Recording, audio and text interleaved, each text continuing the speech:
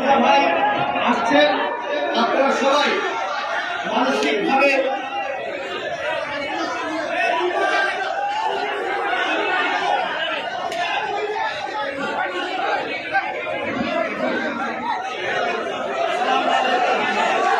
আপনারা বসেন বসেন আপনারা বসেন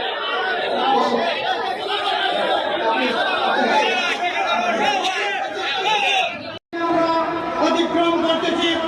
আজকে আপনাদের সামনে একটি কথাই বলতে চাই, এই তাফসীরুল কোরআন মাহফিল এই বাংলাদেশের ঐতিহ্য, বাংলাদেশের তৌহিদিনতার সাথে এই তাফসীরুল কোরআন মাহফিল আমাদের সাথে মিশে আসে কিনা।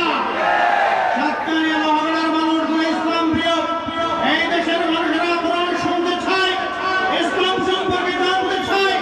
সেই জন্য আজকে এই তাফসীরুল কোরআন মাহফিলের আয়োজন হয়েছে। আমরা এই মাহফিলে বলতে চাই, আল ইয়াউমা আকমালতু লাকুম দীনাকুম ওয়া আতমামতু আলাইকুম নি'মাতি ওয়া রাদিতু লাকুমুল ইসলাম দীনা। ইসলাম আমাদের একমাত্র চূড়ান্ত জীবন ব্যবস্থা। ইসলাম ছাড়া কোনো কিছুতে মুক্তি নাই।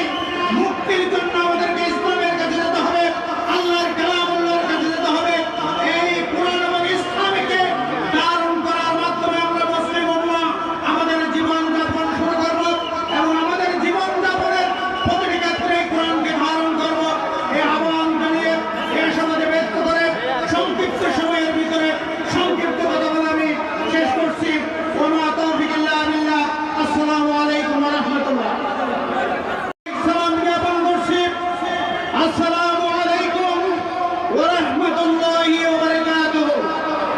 সম্মানিত তৌহিদি জনতা, নিশ্চয় আপনারা জানেন আমাদের সাতকানিয়ার প্রশাসনের বাইরে এই মাহফিলটি করার জন্য আন্তরিকভাবে সহযোগিতা করেছেন। ওনাদেরকে